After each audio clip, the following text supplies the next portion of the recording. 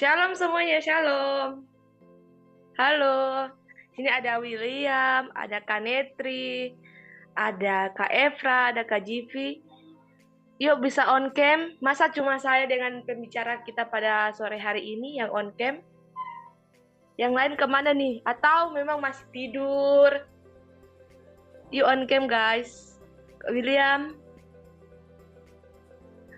Oke. Halo Kak Obaja, shalom Kak Obaja sebagai pembicara kita pada sore hari ini. Salam.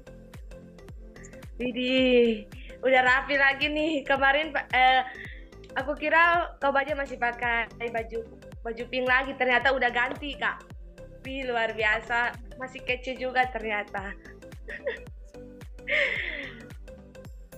Oke, sebelum kita mulaikan telco pada sore hari ini, kita berdoa dulu terlebih dahulu. Mari kita berdoa. Terima kasih Tuhan, terima kasih pada sore hari ini Tuhan. Sebentar kami juga mulaikan telco pada sore hari ini. Berkati pembicara kami yaitu Kak Obaja Tuhan. Apapun yang disampaikan,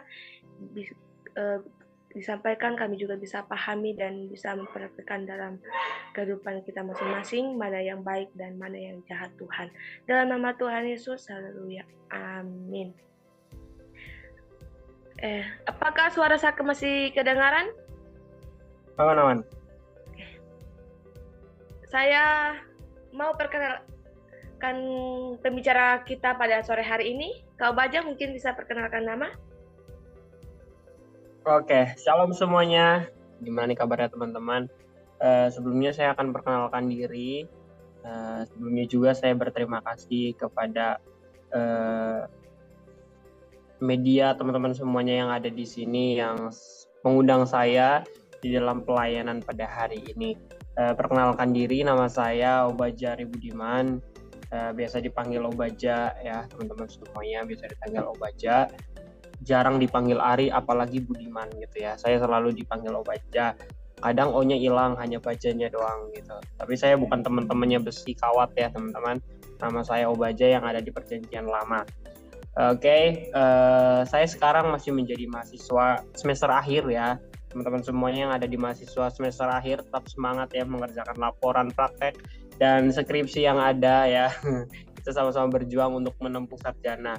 Dan saya juga berasal dari Kabupaten Brebes, salah satu kabupaten berasal di Jawa Tengah ya teman-teman semuanya. Mungkin itu aja sih, Johanna. Terima kasih Kak yang sudah perkenalkan nama. Mungkin kita masuk dalam materi, dipersilakan untuk pembicara kita pada sore hari ini. Oke, baik. Terima kasih Johanna buat kesempatannya. Untuk kita akan sama-sama berbincang ya, mungkin sekitar 15-20 menit ke depan ya teman-teman semuanya. Oke, teman-teman semuanya mungkin udah paham ya, di flyernya sudah tersedia, sudah jelas terpampang bahwa pada hari ini kita akan belajar tentang toxic relationship ya, atau apa itu adalah hubungan yang beracun ya. Namanya toxic itu berarti adalah racun ya. Relationship itu adalah sebuah hubungan ya, dimana toxic relationship itu adalah sebuah hubungan yang beracun yang terjadi di dalam siapa? Yang terjadi di dalam pertemanan, yang terjadi di dalam pacaran, yang terjadi di dalam pernikahan, bahkan persahabatan juga mengalami toxic relationship, mengalami sebuah racun di dalam hubungan.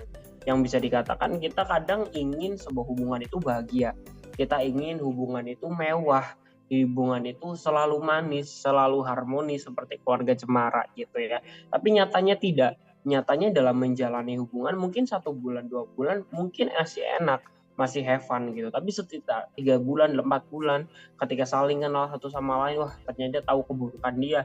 Wah kita merasa sudah tidak nyaman lagi dengan dia dan sudah tahu, oh ternyata dia kayak gini orangnya, oh ternyata kayak gini dia orangnya gitu. Sampai kita kayak ngapain lah kita mau berteman sama dia lagi. Nah, hari ini kita akan sama-sama belajar tentang toxic relationship ya. Kita akan belajar, boleh ditampilkan PowerPoint-nya.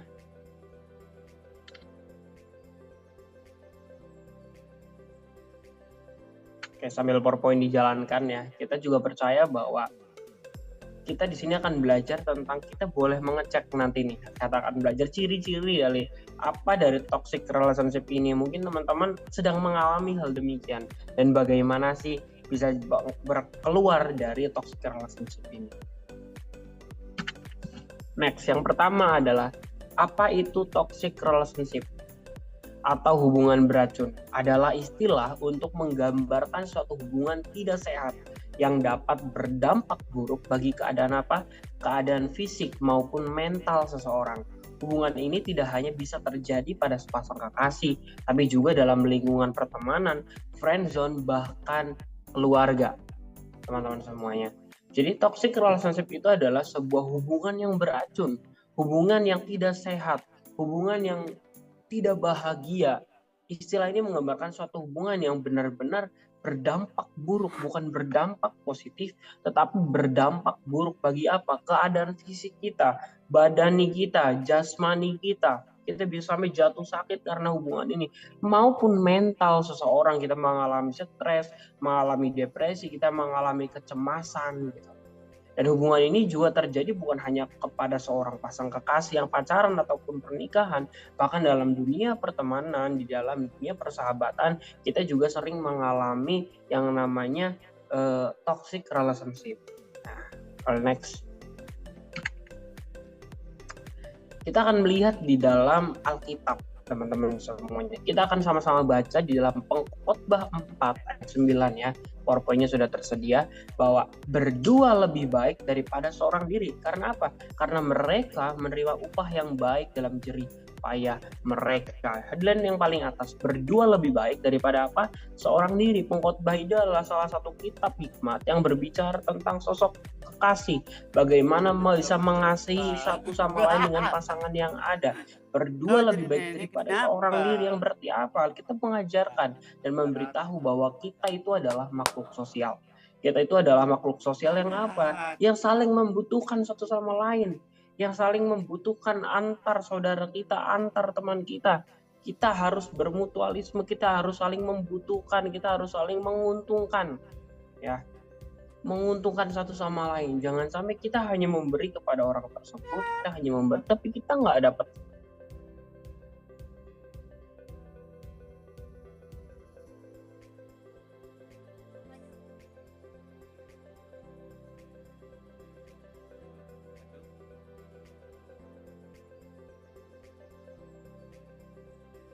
Hanya diam, hanya sendiri.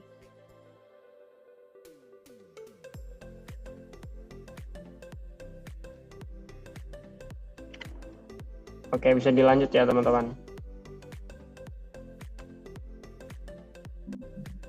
Aman suara saya guys? Aman. Oke ya, sorry tadi keluar. Ya, jadi Alkitab berkata bahwa berdua lebih baik daripada seorang diri. Kita adalah makhluk sosial yang saling membutuhkan satu sama lain. Dimana dalam keluarga kita juga kita butuh orang tua kita butuh adik kakak kita, yang dimana kita benar-benar saling membutuhkan. Contoh ketika kita ingin potong rambut gitu ya, kita ingin potong rambut, kita pasti pergi ke tukang potong rambut gitu ya, yang cewek ke salon, yang cowok ke barbershop ya, bukan terbalik ya teman-teman, jangan yang cowok ke salon gitu ya, tapi yang kita pasti membutuhkan orang lain, kita pasti membutuhkan orang lain untuk ya contoh tadi potong rambut. Kita nggak bisa potong rambut sendiri. Coba bayangin deh, kalau Owan potong rambut sendiri, pasti hasilnya jelek, pasti hasilnya kayak bad banget gitu, nggak sesuai ekspektasi gitu kan. Tapi coba kalau orang lain kan bisa sampai lihat ke belakang gitu ya, oh iya seperti ini nih baiknya kayak gini. Nah gitu ya, jadi Alkitab mengajarkan agar kita selalu berinteraksi kepada sesama kita dan mempunyai hubungan kepada orang lain. The next, siapa saja sih orang-orang yang bisa mengalami sebuah toxic relationship? Yang pertama adalah pertemanan. Anak-anak zaman SMP, SMA itu dalam pertemanan itu udah ada yang toxic relationship. Contohnya seperti apa sih? Biasanya saya dulu waktu SMA itu pasti mempunyai geng satu sama lain. Dan puji Tuhannya saya tuh bisa menyesuaikan kepada semua gengnya. Tapi kalau saya contoh ke geng A, pasti si geng A ini ngomongin si geng B gitu ya. Udah pasti itu udah jadi kewajiban. apa namanya, ketika di geng C juga ngomongin geng A gitu. Begitupun terus-terusan, nggak ada habisnya mereka saling ngomongin gitu, saling ngomongin, mencari kesalahan-kesalahan gitu, tapi tidak melihat kesalahan diri kita gitu. Nah, di SMA pasti teman-teman pernah mengalami hal itu. Bukan berarti pertemanan seperti itu tidak sehat ya, bukan seperti itu. Tapi kita bisa melihat gitu apa yang baik dan apa yang jahat dari mereka. Biasanya terjadi dalam pertemanan ya, pertemanan yang toksik, sering ngomong kasar gitu ya. Bahkan mending kalau hanya dalam perkataan saja. Mungkin dalam perilaku yang kriminal. Contoh nyuri barang bareng-bareng gitu ya, nyopet ATM bareng-bareng ya, bobol ATM bareng-bareng ya. Itu kan udah pertemanan yang benar-benar tidak sesuai dengan kebenaran firman Tuhan gitu ya. Nah, yang kedua adalah sahabat ya. Biasanya bahas sahabat ini dilakukan satu atau dua orang ya, satu atau dua orang, eh, satu atau lebih dari dua orang gitu, lebih dari orang tentunya, untuk saling bersahabatan. Kita saling membutuhkan, bestie forever lah kalau zaman sekarang ya mah, bestie forever, kita mempunyai bestie gitu ya, mempunyai bestie yaitu sahabat. Nah, biasanya dalam persahabatan aja punya toxic relationship. Saya pernah baca di dalam sebuah artikel psikologi bahwa manusia itu hanya bisa dekat kepada sekitar 6 sampai 7 orang. 6 sampai 7 orang yang bisa paling dekat. Sisanya adalah orang-orang biasa. Jadi teman-teman bisa diperhitungkan siapa saja teman-teman yang dekat ya. Ada sekitar 6 sampai 7 orang, karena manusia ini kita punya keterbatasan. Kita nggak bisa dekat kepada semua orang. Dulu saya punya pemikiran kayak gini. Saya pengen loh dekat ke semua orang, saya pengen loh menyenangkan semua orang. Tapi nyatanya apa? Tidak bisa. Saya dikalahkan dengan ekspektasi saya, dan bahwa memang kita terbatas secara manusia. Kita bisa terbatas secara manusia gitu ya. Sahabat kita bisa juga mengalami toxic relationship, mungkin karena pergaulan gitu, makin dekat makin tahu tentang kekurangan kita atau gimana, dia bisa aja mengalami toxic yang ada. Yang ketiga, pacaran ya. Pernah nggak sih teman-teman pernah dengar kalau ada orang pacaran sampai ngomong kasar katanya, sampai melakukan hal-hal yang tidak baik gitu ya, melakukan pegang-pegangan atau gimana gitu, padahal masih pacaran konteksnya, padahal masih SMP gitu ya, tapi udah pergi ke warung gitu ya, padahal masih SMP tapi udah makan bareng kalau pulang sekolah gitu ya. Pernah nggak lihat kayak gitu gitu. Sekarang tuh, zaman sekarang tuh udah SMP aja udah berani gitu ya, mereka udah berani gitu. Nah, dalam pacaran juga kadang kita mengalami toxic relationship ya, kalau pacar kita tidak baik ya, kadang bilang seperti ini, waduh kak, saya nggak bisa deh ninggalin pacar saya, pacar saya kayak ganteng banget gitu, kalau saya tinggalin tuh kayaknya saya bakal kehilangan surga dunia ini kak gitu ya. Meskipun pacar saya sering pulin saya, meskipun pacar saya sering ngomong kasar kepada saya, tapi saya tuh suka banget sama dia kak gitu. Kadang-kadang kita kayak gitu, kita kadang buta gitu ya, karena cinta kadang buta. Aduh, dia tuh terlalu sayang sama aku kak, gak apa-apa dia kayak gini, saya terus berdoa kok agar dia bertobat itu. Terkadang dalam pacaran tersebut ada juga toxic relationship seperti ini. Dan yang keempat adalah pernikahan ya, bukan hanya dalam persahabatan, tapi dalam pernikahan gitu kadang mengalami juga toxic relationship, meskipun di dalam Alkitab jelas-jelas berkata bahwa tidak ada perceraian ya. Tuhan membenci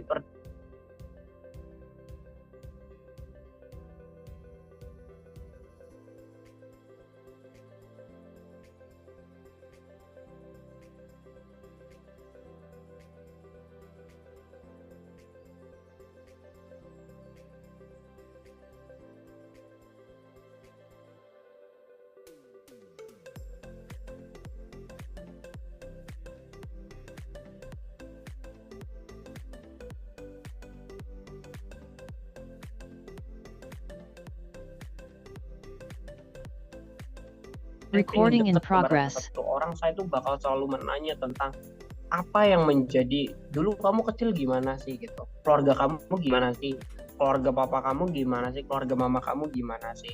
Berbicara tentang latar belakang ya. Jadi kalau teman-teman PDKT sama orang, jangan nanya kamu suka makan apa gitu, kamu udah makan belum gitu, kamu suka warna apa sih bajunya gitu. Itu adalah hal yang udah terlalu basi teman-teman semua ya, udah terlalu klasikal banget gitu. Coba teman-teman nanya tentang kamu punya masa lalu apa sih, kamu punya mantan nggak sih, kamu dulu pernah disakitin apa sih sama mantan kamu gitu.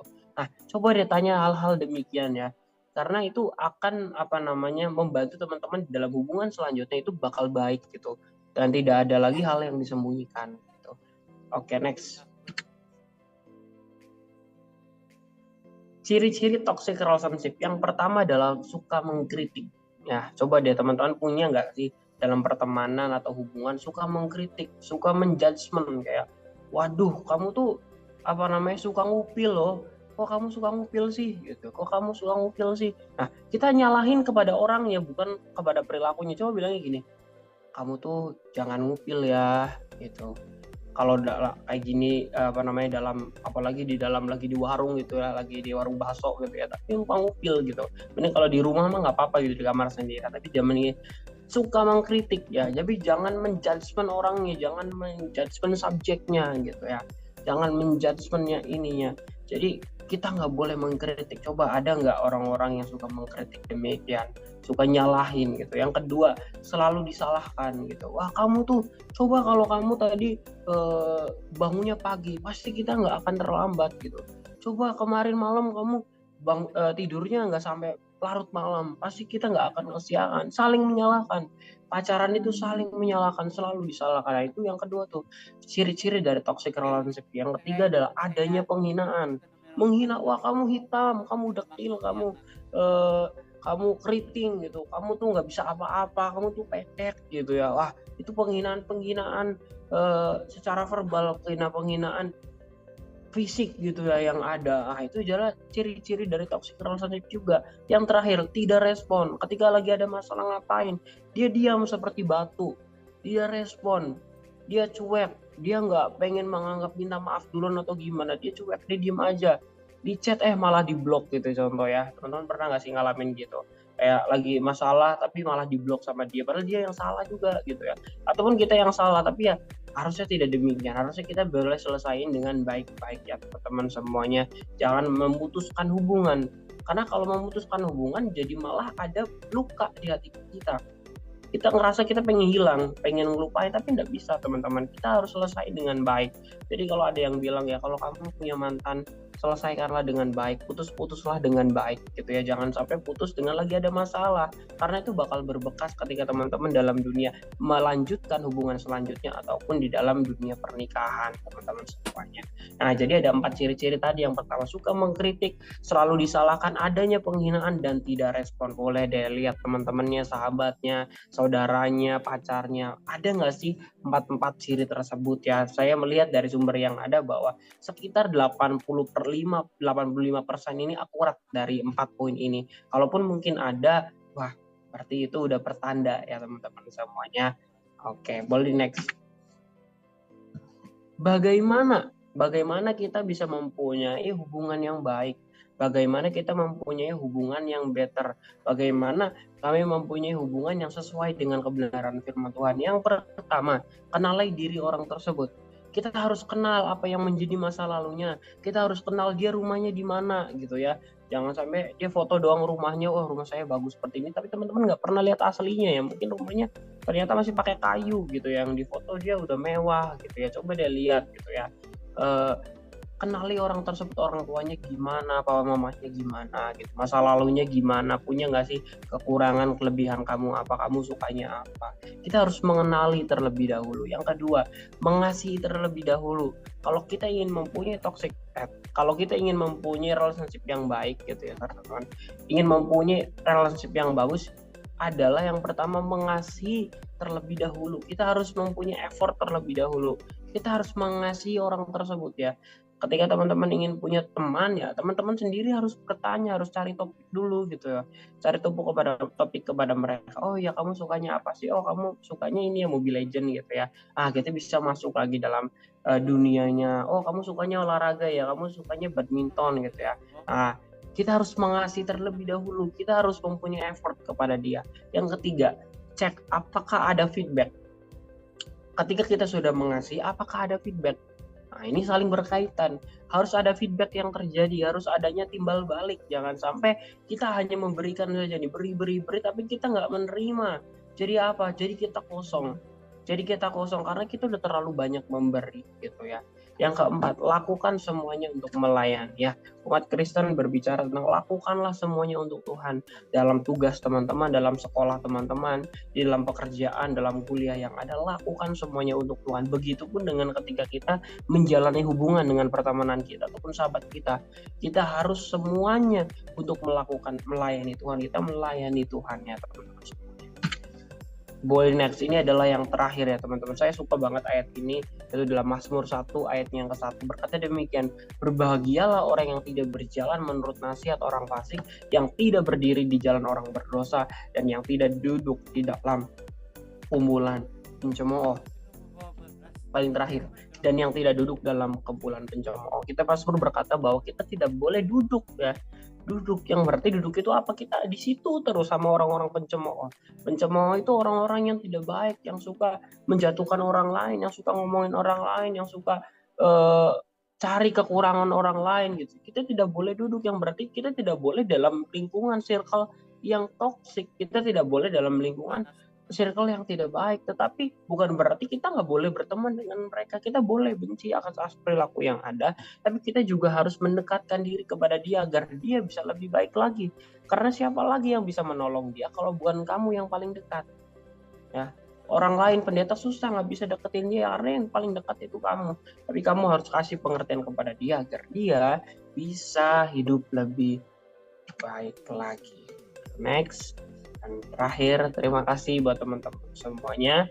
Selanjutnya saya serahkan kepada MC kita yang cantik dan luar biasa pada hari ini, kepada Saudara Yohana, saya persilahkan.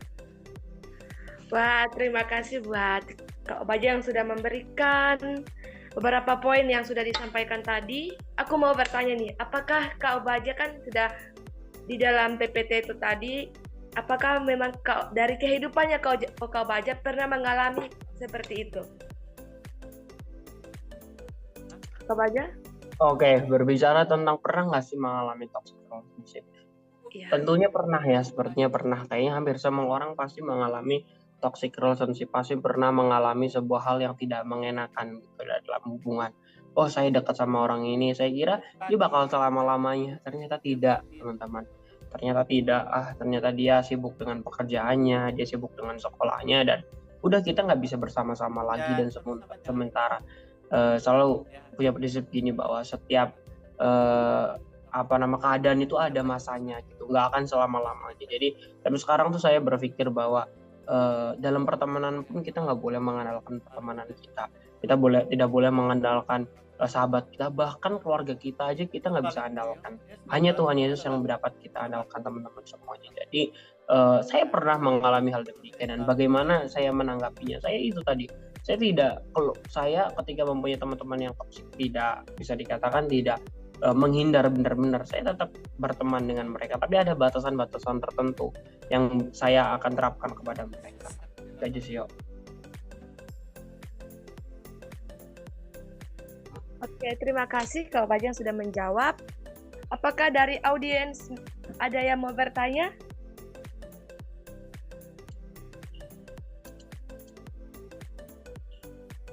Audiens ada? Mungkin dari Kak Efra?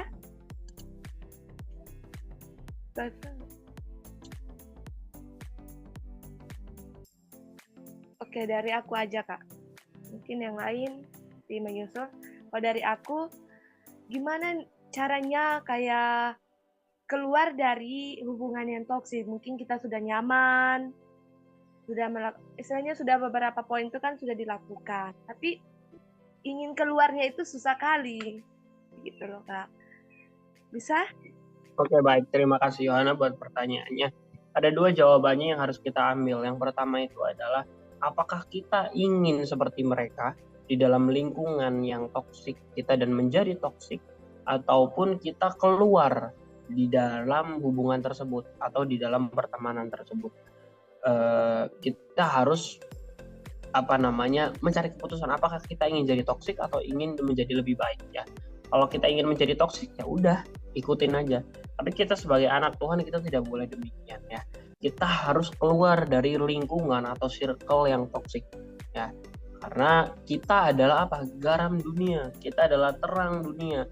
Kita harus menjadi teladan untuk mereka. Kita adalah orang yang apa namanya, yang harus mencerahkan mereka, kita harus menerangi mereka yang gelap gitu ya, bukan gelap kulitnya teman-teman, bukan berarti itu, tapi suatu hal yang apa namanya, mereka butuh pertolongan kita gitu, mereka butuh kasih sayang daripada Tuhan. Jadi tadi pertanyaannya adalah bagaimana keluarnya ya tadi, kita dari hati kita harus mempunyai niat dulu untuk keluar, dan carilah teman-teman atau komunitas yang lebih baik gitu, contoh dalam lingkungan gereja, youth-nya mungkin, ataupun cari teman-teman gereja deh, kebanyakan teman-teman gereja pasti baik-baik deh, ataupun punya komunitas rohani gitu ya, ataupun hal-hal yang lebih rohani lah kayak zaman sekarang ya, di masa pasca pandemi ini banyak sekali komunitas-komunitas rohani secara online juga banyak ya teman-teman semuanya. Mungkin itu aja sih yo, jadi carilah partner ataupun mentor kakak rohani gitu yang lebih baik agar bisa dibimbing. Oke, terima kasih Kak Opajang sudah menjawab pertanyaan. Sini ada dari audiens, bacakan dulu. Oh. Ini dia tidak mau sebutkan nama. Nah, kalau kita sudah terlanjur masuk ke toksik dan udah bisa keluar, tapi biasanya kan menyisakan trauma. Gimana caranya kita bisa berdamai dengan keadaan menurut narasumber, menurut pembicara? Ini bisa diulang lagi pertanyaannya. Oke, siap. Nah, ini seperti kalau kita udah keluar masuk ke toksik dan sudah bisa keluar, tapi biasanya kita menyisakan trauma. Gimana caranya? Kayak ini. Oke, baik Pak Aman. Ya. Oke, terima kasih pertanyaannya. Kalau kita sudah keluar dari hubungan toksik, kadang kita masih terbayang-bayang atau teringat dengan, dulu saya punya temanku kasar banget.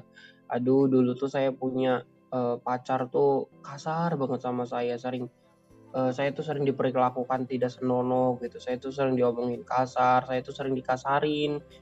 Saya sering dipukul, mungkin saya sering ditampar kalau saya salah. Aduh, saya trauma banget. Dan mungkin kalau sekarang teman-teman udah keluar dari hal demikian, pasti ada yang mengalami trauma ya.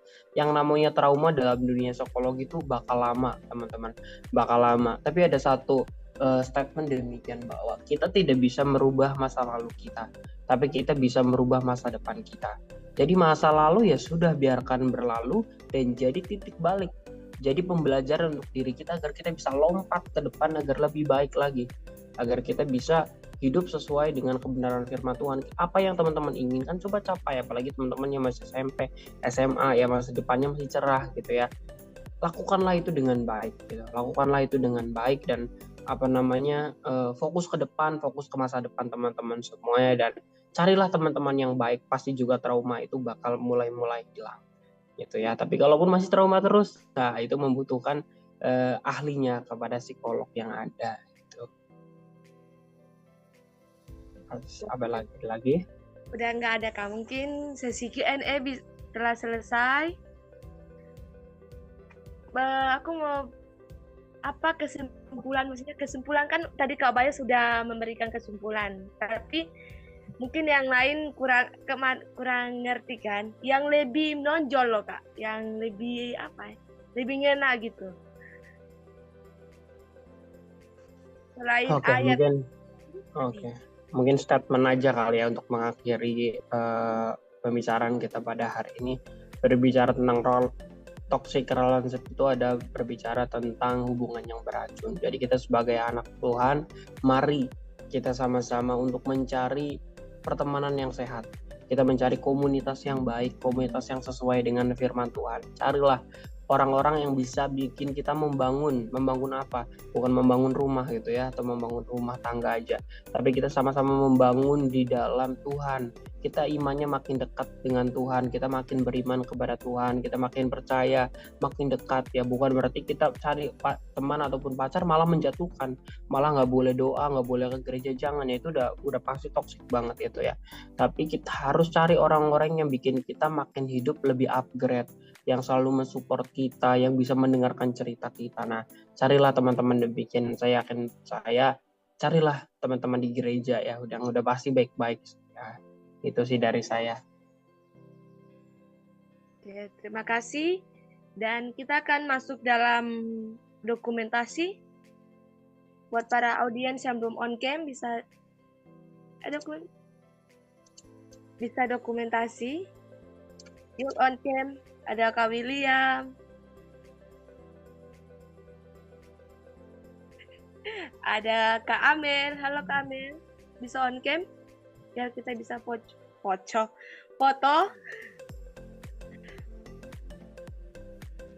Kak Amel, bisa Kak? Ya, mungkin nggak bisa yang lain. William bisa foto, Will?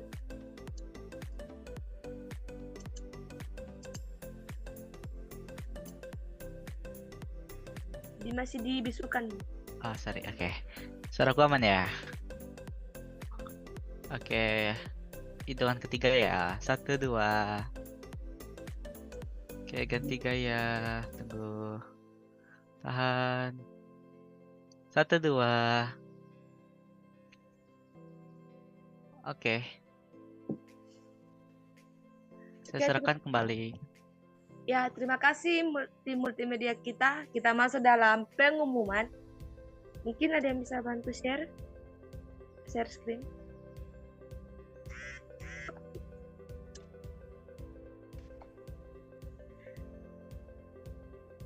Oke, kita masuk dalam pengumuman. Lanjut. Oke. MGC Talkshow Info. Talkshow akan tayang pada hari Minggu kedua dan Minggu keempat. Lanjut.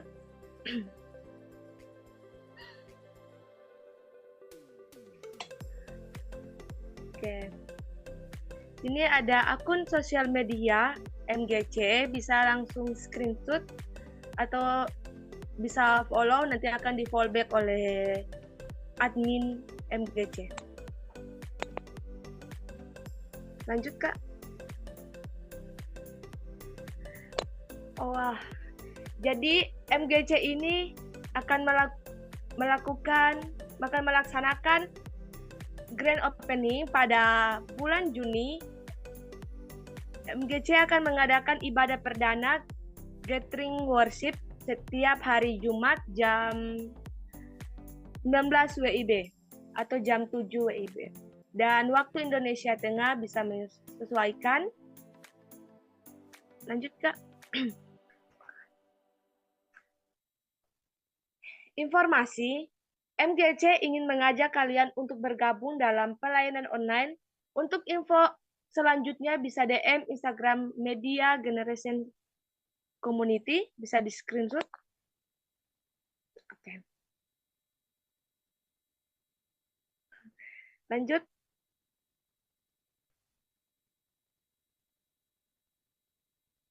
Oke, yang ingin bergabung di grup MGC bisa langsung scan di layar sini, di scan barcode, bisa langsung. Nanti akan kalian bisa bergabung di grup tersebut. Lanjut. Oh, udah nggak ada. Wah, terima kasih. Sekian dari saya pengumumannya. Mungkin Kak Baja bisa tutup dalam doa, Kak. Oke, baik, mari kita berdoa.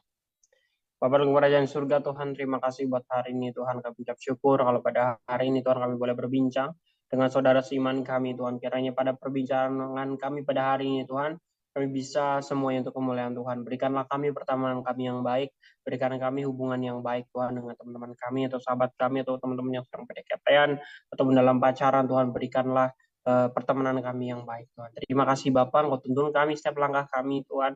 Kiranya berkat daripada Bapak, Tuhan, turun atas kami semua, Bapak. Terima kasih Bapak.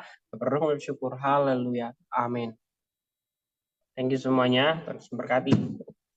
Oke, terima kasih teman-teman yang sudah join. Talkshow pada sore hari ini telah selesai. Tuhan Yesus memberkati.